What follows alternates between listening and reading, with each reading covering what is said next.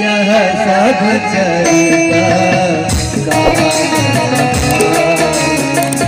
आगिल कथा सुनहु मन लाई।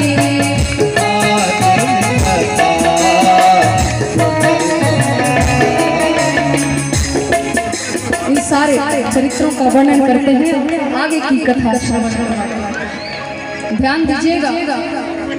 एक और निवेदन मैं कर दूं, इस सभा में जितने शिक्षक बैठे हों उनके लिए, शिक्षक माता पिता, आप सबसे अनुरोध है कि अपने बच्चे को केवल किताबी ज्ञान तक ही सीमित मत रखिए, उन्हें व्यवहारिक ज्ञान भी देना।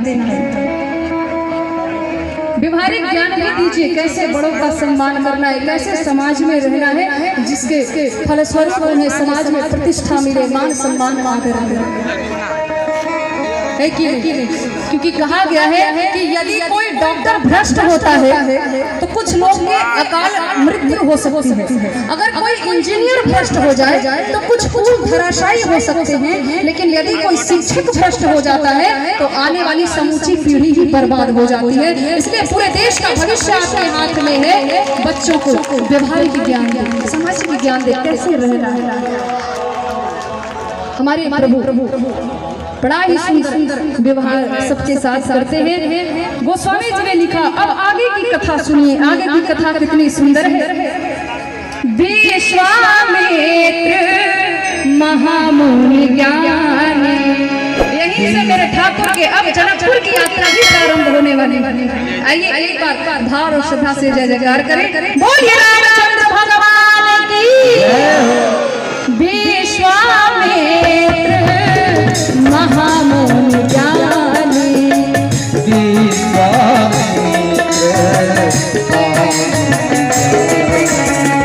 बसहि विपिन शुभ आश्रम जाने।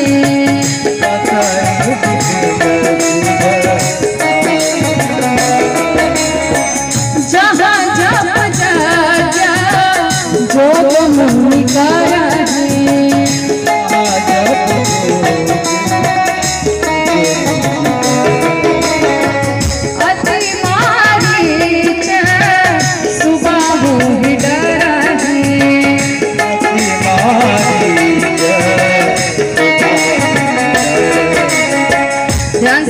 बड़ा अच्छा प्रसंग है। महामुनि विश्वामित्र जी कहते हैं, पूरा विश्व ही जिसका मित्र हो वही विश्वामित्र है।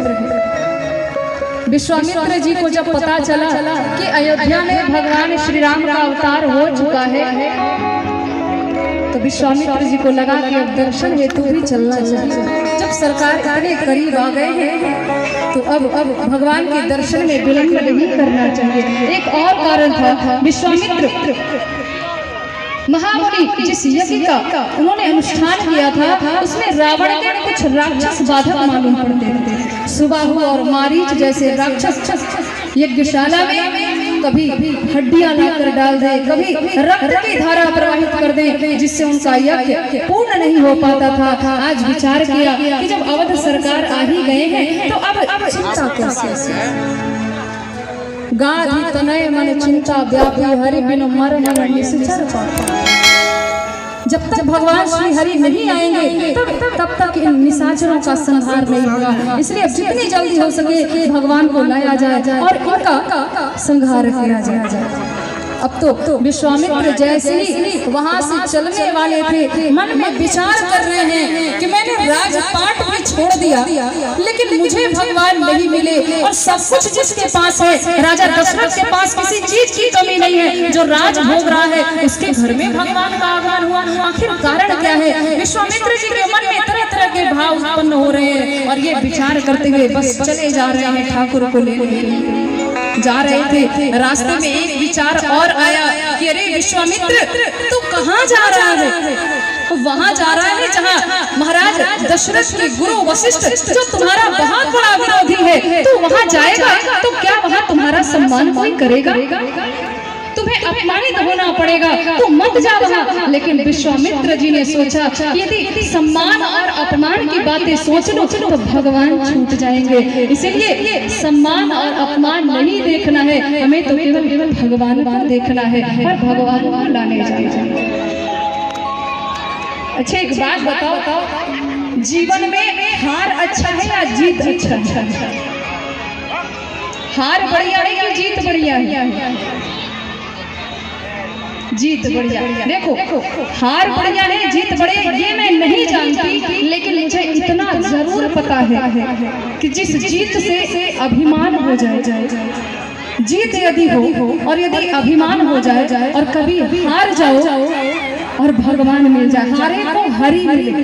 यदि हार कर भगवान मिले और जीत कर अभिमान मिले तो मुझे लगता है उस जीत से बढ़िया वो हार ही है जो हमें भगवान से जोड़ के रखता है। इसलिए जीवन में कभी हार की जाओ तो कभी निराश मत होना। आज विश्वामित्र जी विचार करते हुए जा रहे हैं, ये वो विश्वामित्र है जो त्रिशंकु को शरीर स्वर्ग में भेजने की क्षमता रखता है। वो विश्वामित्र आज मन में विचार कर रहे, लग रहा है कोई रोक रहा है, अरे विश्वामित्र कहाँ जा रहा है? जब भी जाता है तो अयोध्या वासियों को दुख ही देता है। एक बार और गया था राजा हरिश्चंद्र, जब राजा थे, राजा रानी दोनों को अलग कर दिया था, कितना दुख भोगना पड़ा था उन्हें। और फिर जा रहा है, पिता पुत्र एक साथ रह रहे हैं, पिता पुत्र को अलग करने जा रहा है, मत जा पीछे हट जा।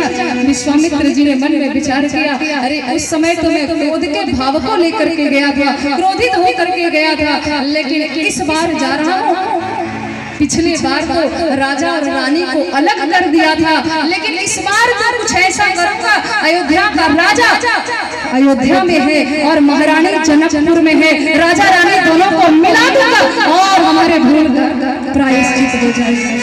पिछली बार अलग किया था, अब की बार मिला दूंगा, सब कुछ कल्याण हो जाएगा। विश्वामित्र जी चले और जैसे ही सूचना मिली है महाराज को, गोस्वामी जी का भाव देखिए कि मुनिया गमना सुना जब राजा,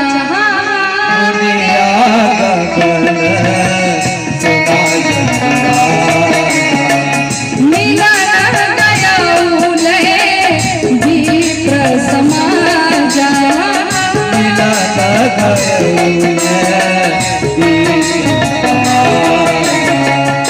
आज भगवान राम से मिलने के लिए आज महामुनि विश्वामित्र जी जब चले हैं, सूचना मिली है महाराज दशरथ को, महामुनि विश्वामित्र जी पधारे हैं, ब्राह्मणों के समाज को लेकर के गए, बड़े प्रेम से लेकर के अपने भवन में आते हैं, बड़ा आदर सत्कार किया, प्रक्षालन की और अब कारण पूछ दिया।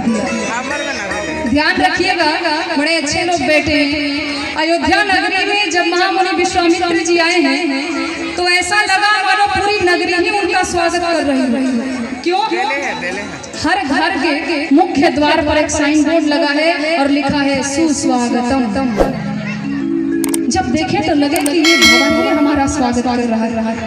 और आजकल के लोग अपना घर जब बनवाते हैं तो उस पर भी एक साइन बोर्ड लगा होता है, क्या लिखवाएंगे? कुत्ते से सावधान, है ना? मानो कोई अतिथि जब वहां से गुजरे तो उन्हें लगे कि शायद अंदर कुत्ते ही भरे पड़े हैं, तभी तो लिखा है कुत्ते से सावधान।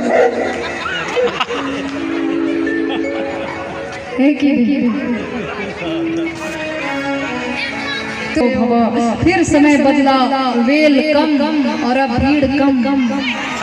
जब हुई अब लोग लिखवाते हैं कुत्ते से सावधान। करबद्ध प्रार्थना है आपसे, भारतीय संस्कृति परंपरा को ध्यान में रखते हुए हर कार्य करें। कोई अतिथि भी आए, घर में ताला भी लगा हो तो वो घर ही आपका घर ही आने वाले अतिथि का स्वागत करते। पहले के समय में जब अतिथि आते थे इंतजार होता था, अतिथि तुम कब आओगे? कलयुग में फिल्में बन रही हैं, अतिथि तुम कब आओगे? जाओ